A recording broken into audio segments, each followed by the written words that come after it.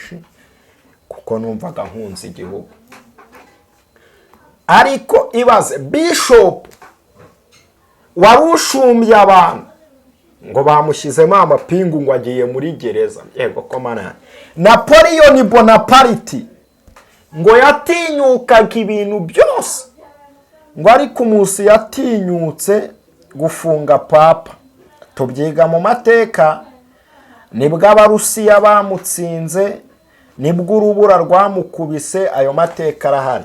Nge rero nisabiraga umushumba akagira ahantu ahanirwa bakamukorera raporo, abantu wenda bakamusura bakamuganiriza, akagaragara yuko hari n'abandi wenda bishobora kwanga, tugirisha Kristo. Namwe mubyumve neza, ibi sinatinya kubivuga. Nimba forongo turakura umuntu uri mu mwuka w'Imana ngo basajya aba hano acunge igihugu anareberera abarokore.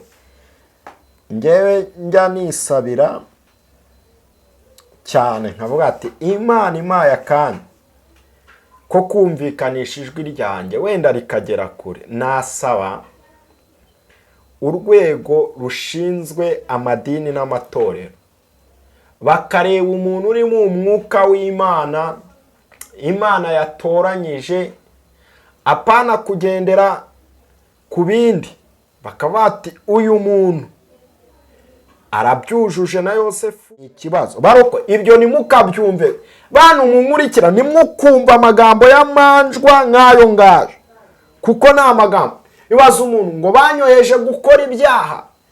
Kibaza uyu muntu barambitse hasi umukobwa baramubwira ibyo ngibyo, bigaragaza ahangaha bene hape bena nabwiye abantu bakuru uti nanjye nimvuga ibigize icyaha muzabanze mu nyahe, kuko nyine mba numva hari ibintu bibabaje ku bantu b'Imana. Umuntu mukuru ufite abana byaye nibyo bajya bavuga, Dr. Nyakubahwa Dr. uhagaraye urukiko urwego rw'ubugenzacyaha RIB, umuvugizi, ndabyumva nkurikirana amakuru kuko ikintu cya mbere ni amakuru.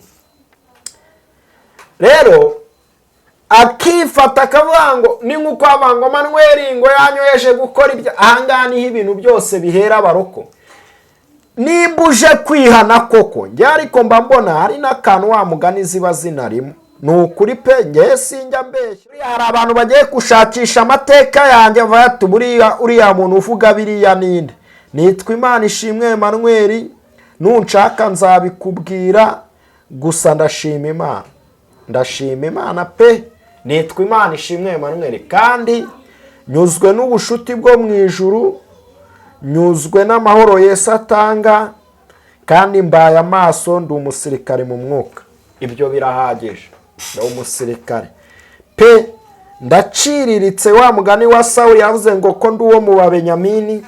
Ibyo uvuga biriya ni ugatinyuka aho kugira ngo wubake sosiyete y'iyobokamana, wubake igihugu mu bitekerezo bizima. Umuntu w'umugabo, umuntu w'umudamu ufite abana, ngo nuko hari $2 twa YouTube twiyanditse agasebya mugenzi we, ngo reka mvuge yuko ngo nanyweye ngo amaraso ya kanaka, ngo reka mvuge ibi ngibi ko uyu nguyu yabyaranye n'uyu, reka mvuge uyu nguyu ko yateye induyo ni umurokore, reka mvuge pasiteri ko yagize gute.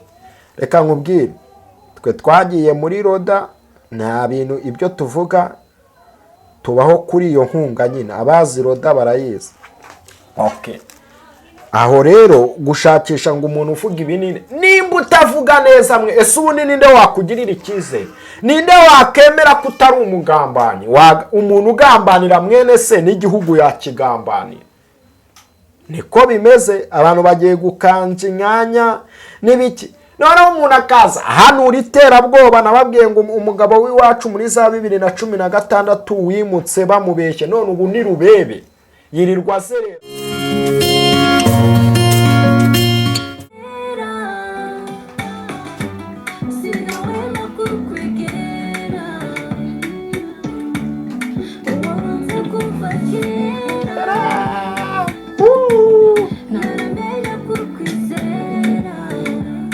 Indirimbo yitwa Jehova n'iy'abana b'abakobwa bazi kuririmba neza, umwe bamwita Huguet and Cynthia, abavandimwe bavukana kabisa. Reka mbabwire, Imana ifite abana bafite impano. Nawe bakurikire kuri channel yabo yitwa Huguet and Cynthia, munyihanganire nimba amazina nayasomye nabi, ariko bafite indirimbo iryoshye. Yumveho gatoya wumva ubundi twikomereza ikiganiro. Nagarutse nyewe nitwa Manu Ngoro TV. Imana ibamera umugisha, kandi nanone Noheri nziza n'umwaka mushya muhire wa 2025. Uzawurye n'uzakurye, kandi nanone gubwa neza.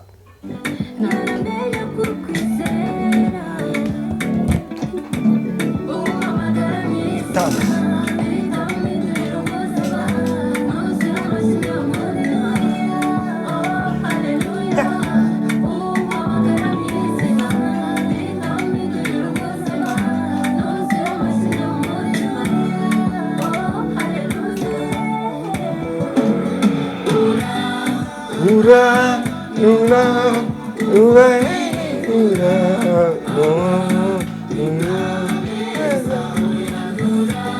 n'abana bafite impano n'ukuri.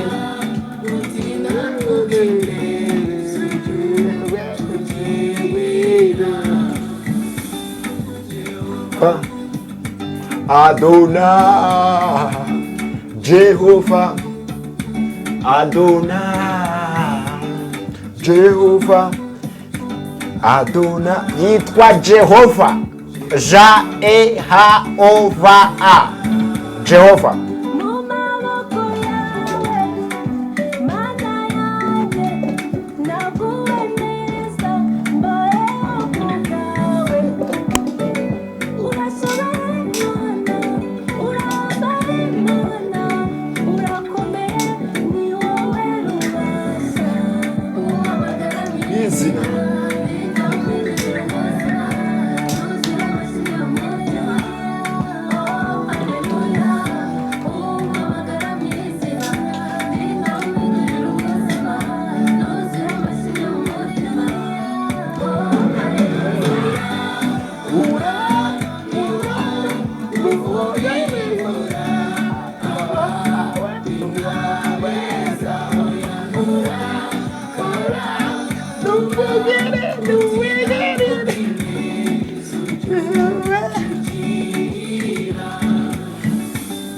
Jehovah, Adonai, Jehovah, Adonai, Jehovah, Adonai, Jehovah, Adonai. Yes, nuko nguko ibintu biba bihagaze rero. Ndaje mbashakira akabiti keza cyangwa iyi ndirimbo niyo mukunze. Yitwa Jehovah ya Huguet ndetse na Cynthia, n'abana bahariya mu karere ka Rubavu bafite impano zihamba. Ujye kuri channel yabo yitwa uko nguko nyine, Cynthia Official and Huguet. Abazina baragoye bavandimwe, abasaza nkatwe biba bigoye kuyafata. Ariko nanone ngarutse mu kiganiro mbibutsa ko hari filimi iri kumfasha nk'uko iyi ndirimbo imfashije. Indirimbo yasohotse ku munsi w'ejo, nabonye abantu benshi bayiteho komanteri. Uriya muhungu ufite bare abakobwa bita Irene Murindahabi, bateho komentera wanga aba bakobwa n'abahanga, nanjye n'abahanga niko mbyemeza. Ako hari filime bita Imfubyi Zigira Ibanga, nayo uyirebe kuri Zone 250. Uyu munsi episode ya 8 nibwo yasohotse. Wowe utarareba iyo filime urimo urahomba. Wirebane n'umuryango. Hari igihugu ufite abana bakaba batazi ubuzima, kandi utabubigisha ngo basubize mu kwicwa n'inzara. Haba hari amafilime akina ubuzima uko abandi bana bagiye babayeho. Umwana yabibonye aritonda bikanamufasha kugira discipline. Mana rero ibamera umugisha kandi mugubwe neza aho muherereye hose mu mpande enye z'isi, ku migabane igiye itandukanye. No kuri turi kwihuta cyane pereka dushimira abantu bakoze subscribe. Izi saa tumaze kugira abasabi 2670. Iyi ni inkunga yanyu ikomeye, bikomeye cyane. Imana iguha umugisha. Rero ushobora kuba ureba ukavuga ngo nta kintu ukoze, turabizi neza ibiganiro dukora ku Ngoro TV tuba tugamije kugira ngo message itambuke, kandi n'uwo duhaye ikiganiro tukabona nari mu murongo, hari igihe natwe tumukosoreramo. Abantu nimuzacika intege ngo muvanga content, twebwe ahantu hose tujyayo twarangiza tukanababwira Imana rero ibamera umugisha n'abatera comment bakatubwira ko ibiganiro byacu bibafasha. Imana ibaha umugisha. Uyu munsi rero nje kubabwira ibintu bibiri kandi by'ingenzi bifatika. Nibutse abanyarwanda n'abanyarwandakazi ko uyu mwaka ari umwaka wo gushima Imana. Aho waba ubasha kumva ikinyarwanda, kuko Imana yaraturokoye cyane cyane abanyarwanda. Hari haje icyorezo cya Mabaga, Imana igitesha agaciro, cyashakaga gusubiza iterambere ry'abanyarwanda n'igihugu inyuma ngo twongere tube muri guma mu rugo, biteshwa agaciro. Uyu ni umwaka wo gushima Imana. Nanjye nshimye Imana yuko n'Ingoro TV ubu uyu munsi nyicayeho ibintu bimeze kiriya. Imana ibaha umugisha. Rero kugira ngo tuganire ibi bintu bibiri ngiye kubabwira, icya mbere turaganira ese kwihana neza ni ukubishyira ku bantu. Kabiri tuvuge ku myanzuro y'amadini n'amatorero. Ibyo bintu nibyo ngiye kuvuga. Hari igihe abantu banga kuvuga, bamwe bagacinyiramo inkoro ngo batiteranya kandi buzuye uburyarya bumwe bukomeye. Hari igihe nanone abantu banga kuvuga bitewe no kusobanukirwa cyangwa kudasobanukirwa, nabyo birumvikana. Umuntu akanga kuvugwa uburenga, akanga kuvuga. Kera twigaga right of people. Hari aho bavuga ngo freedom of speech. Ariko nanone ukavuga ibintu byubaka abantu bidasenya abantu uko ubibona. Naratangaye uko isi iteye, bakopera filozofi cyane cyane y'Imana, cyane cyane mu buryo bwa politiki. Nubwo nari umuporotisiye, ariko aho isi igeze naciye ku rugerero nca mu butore, ndi inkomezabigwi y'inkomezamihigo. Ndi intore rero. Nca ndetse no mu rugerero ruciye ingando, norezwa mu itorero bita bene Imana. Ngo abanyarwanda turi bene Imana, turi bene imigisha, dusangiye isano. Ni ukugira ngo nsasire ikiganiro cyanjye kandi abahanga mu nyumve neza, n'abavuga ngo busuriya ngo ubu ngubu ngo nawe agiye kwikoraho ngo ibiki n'ibiki. Nisabire na rwa rwego bajya bavuga ngo, ariko baranarubeshyere. Iyo umuntu yavuze ibintu byubaka abanyarwanda, mpamya nashidikanya ko bamushyigikira cyane. Kandi ibyo ndabizi neza ko iyo umuntu yavuze ibyubaka abanyarwanda baramushyigikira, kereka umuntu wavuze ibisenya. Nari mfite abaturanyi muri iryo torero bita abadaheranwa. Abadaheranwa bene Imana. Irindi twari duturanye abadaheranwa n'abadahemuka. Undi hari ibintu umunyarwanda agomba gutunga mu mibereho ye. Agomba kuba umuntu udaheranwa n'ijambo rizima ryakubaka abantu. Agomba kuba umuntu udaheranwa n'agahinda n'amateka n'ibindi byinshi, akaba mu mahoro, kuko Imana yatanze Mose uzana amahoro kuva umwaka w'1994. Ibyo yakoze turabizi. Yaduhaye buruse turiga ku buntu. Ibyo tuca no muri urwo rugerero. Ni ukugira ngo ibintu ngiye kuvuga mu byumve neza. Imana ishimwe cyane kandi tugirire neza. Nubwo nari kuri urwo ruhande rwa politike na diplomasi, ariko mwibuke yuko abanyarwanda turi bene Imana, turi bene imigisha, dusangiye isano. Nta wadukoraho turi ku gicumbi cy'umuco. Wibuke yuko nababwiye ngo aho natorejwe mu rugerero ruciye ingano nari mfite abavandimwe bita abadahemuka n'abadaherana, ariko abantu buzuye ubuhemu. Bamwe baheranywe n'amateka, ujya kumva umuntu ariyo ari umwana tungana agatangira gusebya igihugu atazi uburyo kibayeho, amatara atatse imihanda, yewe wajya no guperereza ugasanga ni n'umunyedini. Nuko uwo muntu yavutse ku muntu waheranywe n'amateka utazi ahantu ibintu bigeze, amwonsa amashereka yo kuba umuntu ukuri udakunda ahavuka. Reka ariko tubivuga, nimba tudaheranwa rero abantu bajye batuvuganira. Reka mere kuri kino cy'amadini n'amatorero, bajye bavuganira abantu kandi abantu birinde ubucakura. Ariko se biranatangaje, twivugire umuntu murahuye uzi ko ari umuntu w'Imana atangiye kukwangisha mwene so ngo mwene da ngo ni nakukuroga ga ibiki n'ibiki. Kandi rero ugasanga umuntu ari ku gice cya politike na diplomasi, nari gukora inshingano ze kandi Imana imusaba, kuko umwami Dawidi nubwo yabaye umwami yari umupolitike akagira n'umutwe abarizwamo, ari nawo Abidodomu yabarizwagamo. Ngo bararirimbaga uwo mutwe, ryari n'ishyaka, ibintu bikabasaba.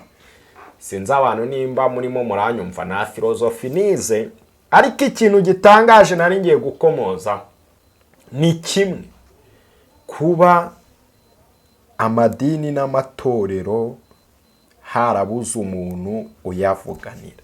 Ese barabivugana ibyumvikane, nibigende neza? Imana nta gaciro ifite mu gihugu ko turi bene Imana? Ibintu birakomeye. Natojwe kubaha, nozwa gukunda umurimo no gukunda igihugu kandi nkawunoza muri discipline.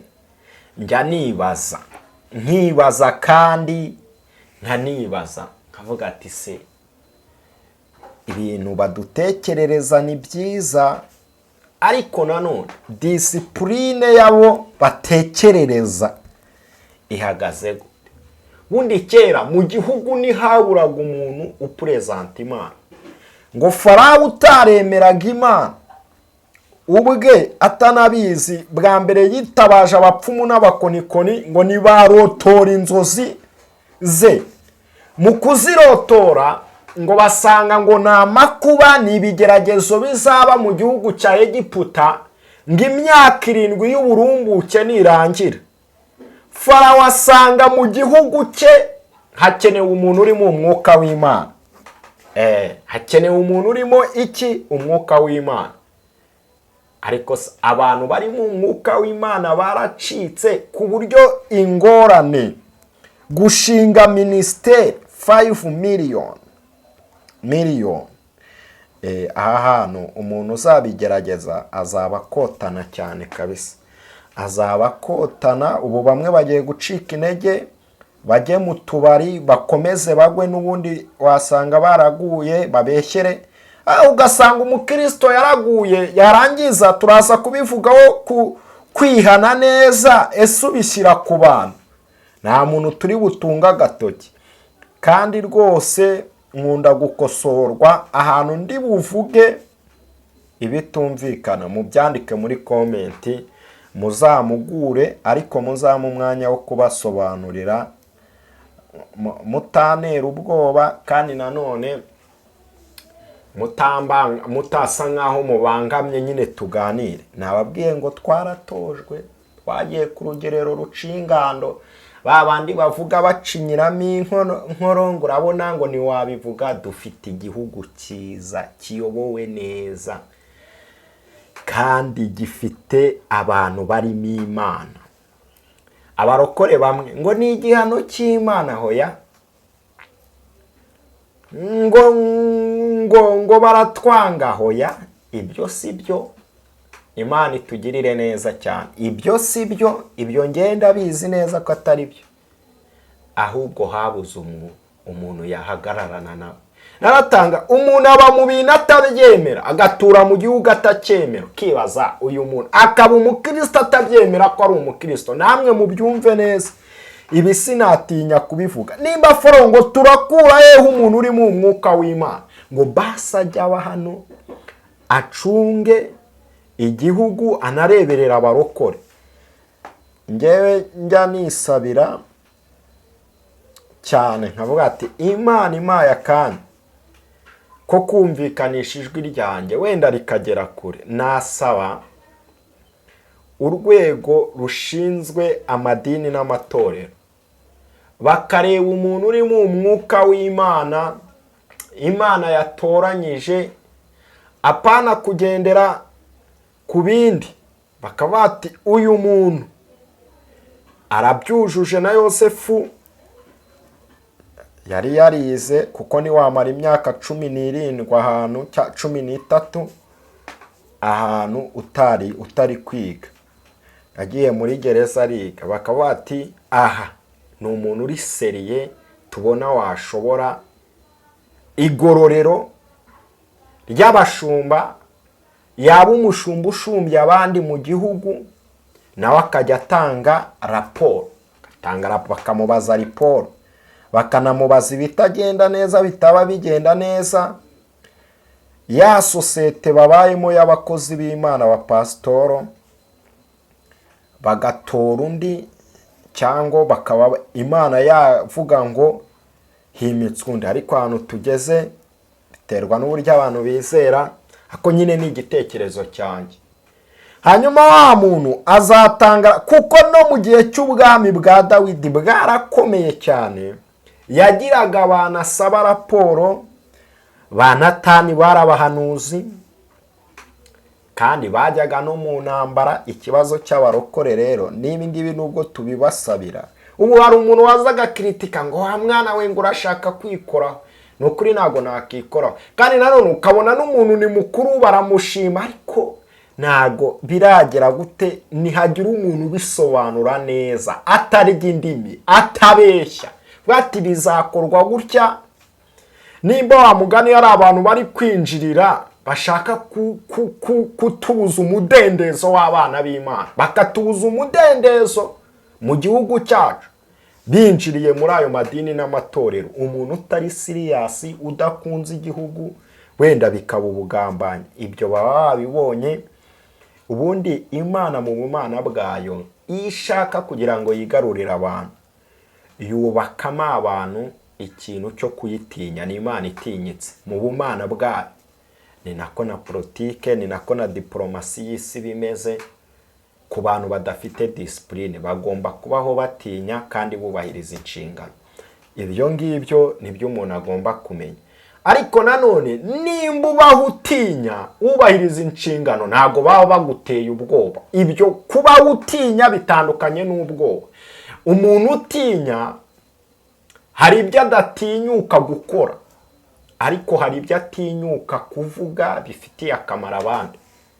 Yes, ashimwe cyane. Nge nizera Imana, kandi Yesaya 60 uhereye ku murongo wa 15, twakuze twumva amateka, bamwe bigenda binaduhungabanya, ariko Bibiliya avuga ngo mu gihugu cya ntihazongera kumvikana intonganya, ngo nubwo waretswe ukwangwa. Hari igihe twabayeho abanyarwanda twanzwe, tubaho bagira gute, ariko ugasanga umuntu yaguciyemo. Hari abantu bari hariya twumva tudatunze amaboko, kandi ngo bitwa ko basenga, bari muri za Zambiya. Usanga umuntu arasenga ariko yonsa amashereka mabi, bamwangisha. U Rwanda ruratekanye, ndajya mvugaho nujeho nyine nibyo nshaka kuvuga mu byumve abo bigenewe. Ariko habuze umuntu mu gihugu uhagararira amadini n'amatorero, mvuge ngira, ndabizi neza ko abanyumva ari abahanga kandi bakomeye, Imana ishimwe cyane.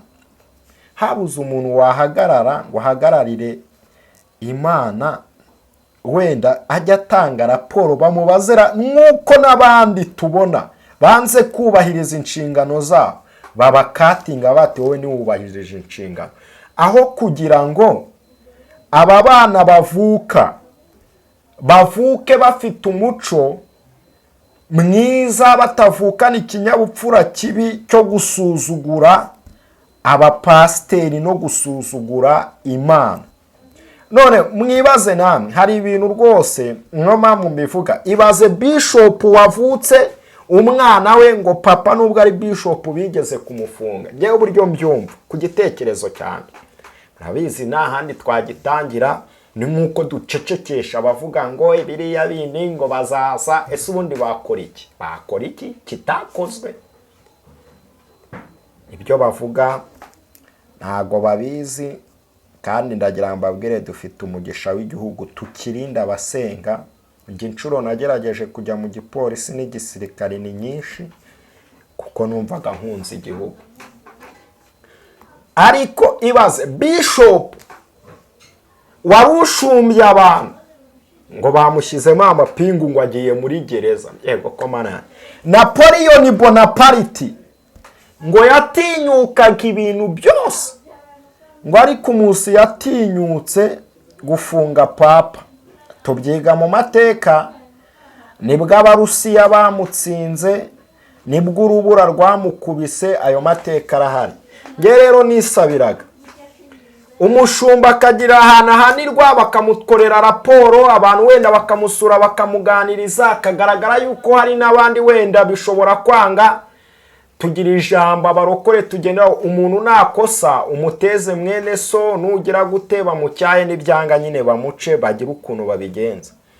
Nge nicyo gitekerezo cyanjye mba numva. Naho ibindi byonyine, kandi nanone abantu abarokore umuntu akiga kubahiriza inshingano. Reka nkubwe, nubaho udatinya ukaba utubahiriza inshingano, nta muntu n'umwe uzaguha agaciro. Uzabaho mu bwoba, wirirwa ubeshyira abantu ngo bagutera ubwoba. Ugomba kubaho utinya, ukubahiriza inshingano zawe, responsibility. Umuntu aguhaye inshingano ukazubahiriza, kandi ukanyurwa n'uko ubayeho, ntihagire umuntu ugushuka, ukareba ibyiza byaho ubaye n'aho urara. Iki kintu abantu bagitekerezeho. Bishop washyizwemo, apotere washyizwemo amapingu, mbega amateka mabi. Aya mateka ni mabi pe, aba yanditse nabi. Nge rero nisabiraga, wenda kari akanyafu k'umubyeyi, umubyeyi agira akanyafu gakubita, turabyemera. Ni ukuri nta kwikundirizwa kurimo, no kugira gute. Nge Imana irabizi ko umutima wanjye uriho ibintu bibiri, urimo Imana ukabamo n'igihugu, kuko nzabonera umugisha mu gihugu. Njya nkunda kubwira abantu tuziranye, nimba Lexon Kayira yaragiye muri Amerika kuhiga n'amaguru, Abraham Lincoln perezida wa 16 wa Leta Zunze Ubumwe za Amerika akaba perezida bigoranye, nanjye nzi ko Imana n'igihugu bazanekerezaho, nkajya numvikanisha ijwi ryanjye kandi ninya ariko nafite ubwoba. Aba bana nzaba ninya ariko nafite ubwoba. Mwabyumvisha, kubaho utinya ariko udafite ubwoba. Gutinya rimwe na rimwe bijyana n'amakenga. Nge nisabiraga abakozi b'Imana bashyireho urukiko rwabo rw'ibanga, rutazana zino kamera zo kuri YouTube ngo naka bamufunze ni ibi ngibi, naka bamufunze ni gutya, ngo bishop runaka bamufunze, apotere runaka bamufunze. Mu by'ukuri abanyarwandakazi, umuturage hehe ku isonga. Rwose ndagira ngo mbyisabire abantu, nukuri mbaho ninya, ariko mu by'ukuri nta bwoba mfite bwo kuvuga ibi ngibi. Nukuri pe, ndabizi neza ni ukwisabira. Ni nk'uko nakugeraho umuntu wanakora n'iperereza, njya nkunda gusaba abantu bose bambereye ababyeyi nkabwo ati byagenda gutya neza, kubera iki ni byiza. N'undi wese wambona, ngewe nize kuri buruse y'igihugu, nzi umugisha w'igihugu ukuntu uryoha, nagize konte. Ni ibintu byinshi, mureke twivugire ako kari agace.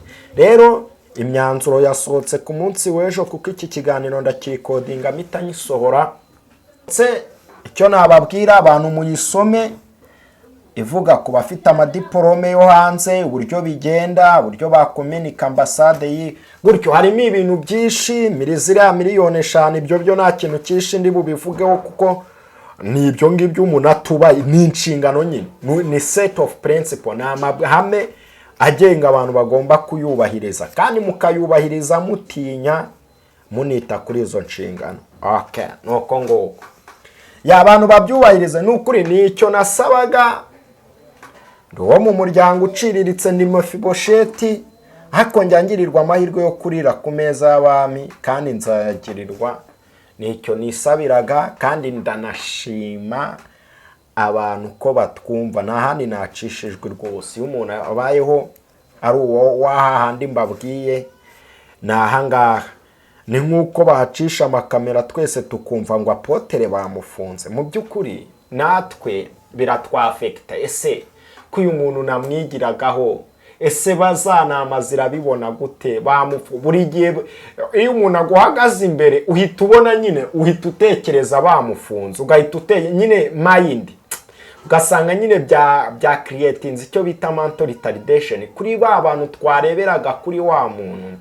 Ariko habaye hari igororerwa ry'abashumba cyangwa abapasteri, hari n'umuntu ubahagarariye mu kawungati, nk'uko batanga mission bakavuga ati wowe kora iperereza kuri uyu muntu, bakamuteza umuhagarara, uyu muntu muzamugenzura, uyu mushumba afite ikibazo, bakamugenzura badahamagaye ngo social media zateye zose ngo zize ngo bavuge ngo kumva, bavuge ngo bishop yafunzwe, pasteri yafunzwe, ngo bamwambitse amapingu. Mu by'ukuri mumbabarire, nkoresheje nyine nkizemo akantu ko kwimyoza, ariko nta wundi mutima mubi nari mfite. Ni ukuri haboneka umuntu ubahagarare, kandi ndabizi arahari, waba ari seriye kandi akita no ku nshingano, akazikora anatinya, akanaripotinga nimba yakorana n'uru rwego ruriho RGB, akajya avuga ati uyu muntu ko twumvisha ibirego. Kandi n'inama nazo zigatuza. Ibaza inama wagiye kurega, inama nazo bashumbye nazo zikagira uburyo zibigenza. Murebe kuntu birakaze mw'abantu. Ambo icya kabiri ni ibintu byateye barokore bakristo bene data, Imana ijya kurimbura Sodomu na Gomora, abantu ibyaha babishyiraga ku bandi, abandi bakajya mu butinganyi n'ibintu byinshi. Murabizi niko Bibiliya ivuga. Nimba twizera inyandiko, tukizerera mu gitabo cya Kadafi cyitwa Green Book, kivuga ku muryango, uburyo Imana yubaka igihugu ihereye mu muryango, ibyo ngibyo mugomba kubimenya. Ari igitabo cya Kadafi cyitwa Green Book. Ni nakaba Kristo twizerera muri Good Morning Holy Spirit ya Benihini, tukanizera muri bya bitabo bigiye bitandukanye, ubuzima bufite intego, Rick Warren, bintu byinshi. Tukanizera Bibiliya, tukayizera Bibiliya. Rero mu itangiriro baravuga ngo Imana ibaza Adamu ngo Adamu wabwiwe n'iki ko wambaye ubusa? Ati ni umugore wamaye wanyoheje. Tumaze igihe tubona abarokore nimba baba basinze, ni nibi byose niho bahera. Babona umuntu w'umurokore udatinya, udafite discipline, utinyuka abashumba bamushumbye, bamubyaje agakiza, bakamurera nk'uko tica wa primaire muri materineri atangira kwigisha umwana karindwi ngo iyo tugenda kuri gahunda twumva biryoshye tukishima, ati rimwe kabiri masoni. Yarangiza akaza agahangara, agatuka abashumba, agatuka abapasiteri ngo bamwoheje gukora ibyaha. Ikibazo cya mbere nibaza ni kimwe, ese uyu muntu koko baramwoheje tubyemere? Ibyo simbishyigikiye, kuko no gufata inama ushumbye ukayigisha gukora ibyaha sibyo, nabyo ni ikibazo. Nanone ni ikibazo cyane gikomeye, kandi bikaba ikibazo kuri uyu muntu waje akavuga ngo Manuel niwe wanyosheje inzoga. Ibyo ngibyo byaba ari icyaha, baba bagufashe ku ngufu bakakunywesha inzoga, bakanakufata ku ngufu bakakubwira ngo sambana. byagenze gute? Bafashe iryo cupa, ibyo simbishyigikira, bafashe iryo cupa ririmo inzoga bakariguhuhera ngo nywa, ukanywa. Ibi nabyo ni ikibazo. Baroko ibyo nimukabyumve, bantu munkurikira, nimukumva amagambo y'amanjwa nk'ayo ngayo, kuko ni amagambo ibaza umuntu ngo banyoheje gukora ibyaha. Kibaza uyu muntu barambitse hasi umukobwa baramubwira ibyo ngibyo, bigaragaza ahangaha bene aha pe. Bena nabwiye abantu bakuru uti nanjye nimvuga ibigize icyaha muzabanze mu nyahe, kuko nyine mba numva hari ibintu bibabaje ku bantu b'Imana. Umuntu mukuru ufite abana byaye nibyo bajya bavuga, Dr. Nyakubahwa Dr. uhagaraye uru rukiko, urwego rw'ubugenzacyaha RIB, umuvugizi, njya mbyumva nkurikirana amakuru, kuko ikintu cya mbere ni amakuru. Rero akifata akavuga ngo ni nk'uko abango Manuel ngo yanyoheje gukora ibyo. Ahangaha niho ibintu byose bihera abaroko. Niba uje kwihana koko, njye ariko mba mbona hari n'akantu wa mugani ziba zinarimo. Ni ukuri pe, njye sinjya mbeshya, nababwiye ngo nubaha abantu, kandi nanjye ariko uzi umuntu ugutenguha. Wibaza umuntu yari roromodo wawe uri kumva ari kuvuga ngo abantu banyoheje gukora ibyaha. Ikintu Imana uko kwihana ntabwo Imana yakwemera pe, kandi niko kuri. Imana ni data wa twese, ni yanjye, uko nyisenga nawe wayisenga. Bibiliya irabanga ubwo itimanya umwana wayo izabura ite kumuduhana n'ibindi byose tuyisaba. Ariko iravuga ngo niba ubuze ubwenge busabe, kuko Imana itanga itimana. Okay, mbo araje aravuze ngo banyoheje gusambana, banyoheje kunywa inzoga. Ese uyu muntu koko ari kwihana? Namwe abanyarwanda mujya mubitekerezaho, maze abantu bakamutera amabuye, bakanatera amabuye abashumba ngo baramwoheje ngo bavuge, kandi ni abarokore. Ese bene murabona tutarajwe wa muganire ko Imana ikoresha ikiboko cy'abaduhagarariye mu nzego? Sibye ko ni icyifuzo cyacu nyine, si ukukivuguruza nyine, ni icyifuzo nifuzaga.